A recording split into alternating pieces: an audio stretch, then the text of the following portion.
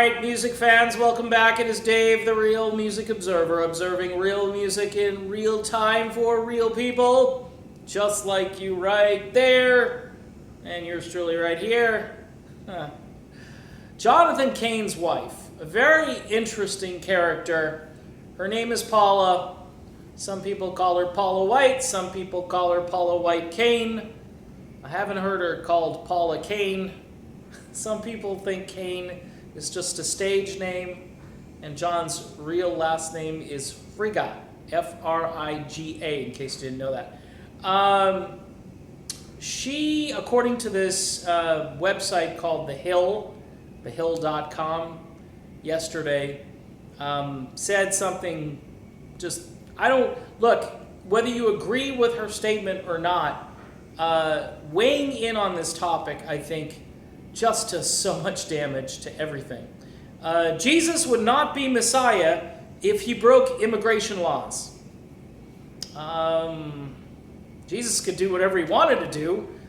He was the Son of God, and he was sinless, and because I guess, Jesus essentially was a refugee, okay, and he was fleeing. Wasn't he fleeing? He fled a couple of times. Look, folks, if you're This is why what I'm about to say, I'm trying to say it in a certain way. Don't try this at home, okay, Paula? In other words, you don't have the skill set to do what you just did.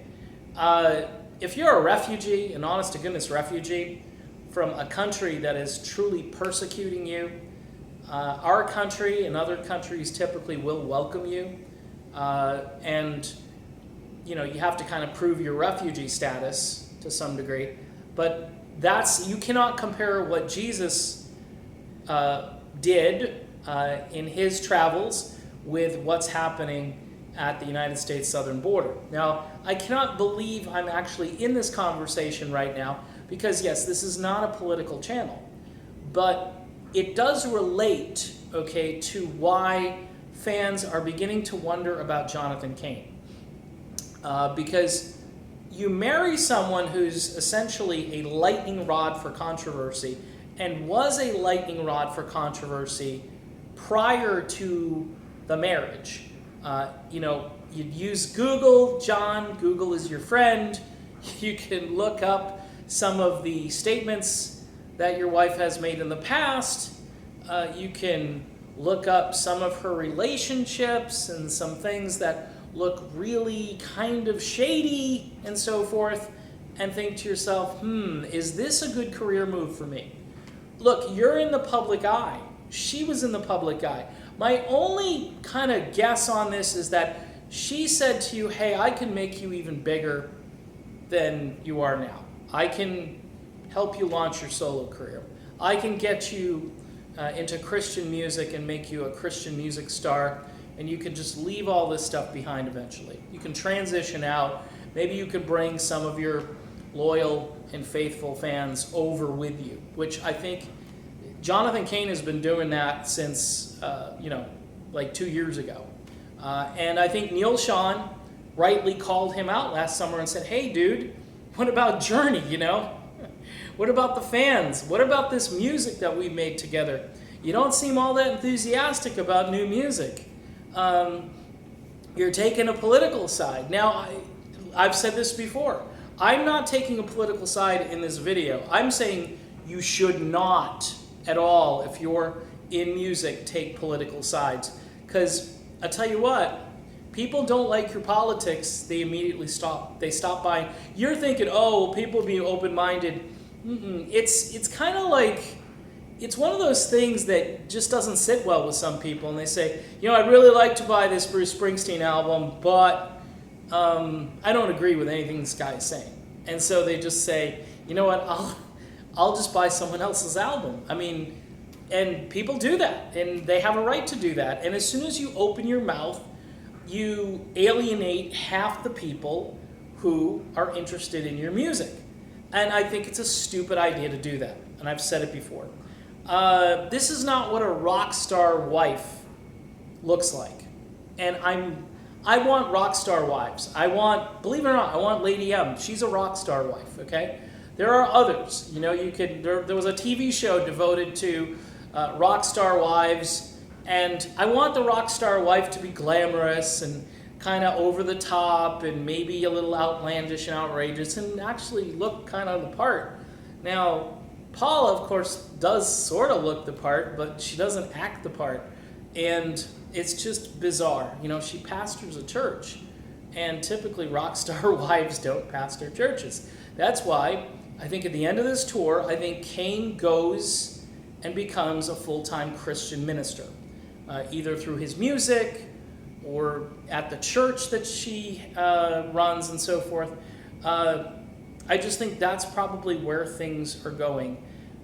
It seems by this statement, okay, that Paula makes here, this statement really, it solidifies Cain's political involvement. It just has to. I mean, your wife is out saying this kind of stuff. What are you going to say? Oh, that's not what I believe? Because, look, husbands and wives can differ on politics and so forth, but when it's out there so publicly and you're on the road with this band who is just loved by most of the country, and you're out there and your wife is being this divisive figure, it can't help your career, and it certainly doesn't look good for the Journey brand, and that's what Neil Schon was trying to say last summer. Look, Neil's done some great things. Have you seen, that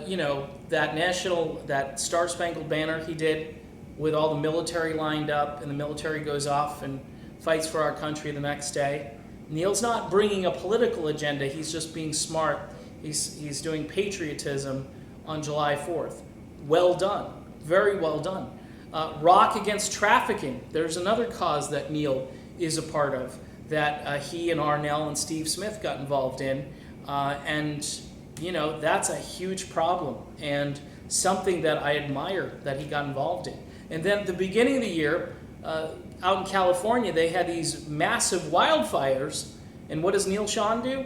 He gets a benefit concert going for this, and the proceeds are going to help the victims of those fires. Just really, if you look at his sort of charitable involvement and trying to do good for others, I think the record this year favors Neil Schon over Jonathan Cain. I mean, yeah, I could write a memoir and say how, you know, God inspired me and he should inspire you too, and this is the way you ought to live, and I made a lot of mistakes. By the way, that book is so open-ended. It doesn't resolve all of these things, and you think to yourself, wow, I can pretty much do anything in my life. If I don't like this particular person, I can just do this and not say why I did that. You know, at least tell us what your reasoning was, but you don't really get that in the book. So anyway, I've spoken too much about too many things that don't really pertain to, say, a song or musical ideas and so forth, but this is kind of big, folks. I mean, this shows you that this divide in Journey isn't going to go away. Who knows, maybe Neil won't talk about this. He's actually been pretty quiet about some of this stuff in the last year or so, because I think he's plotting. He's plotting his own future, and it probably doesn't include Jonathan Cain. Just, that's my hunch. All right, done with this video. Be back soon. See you then.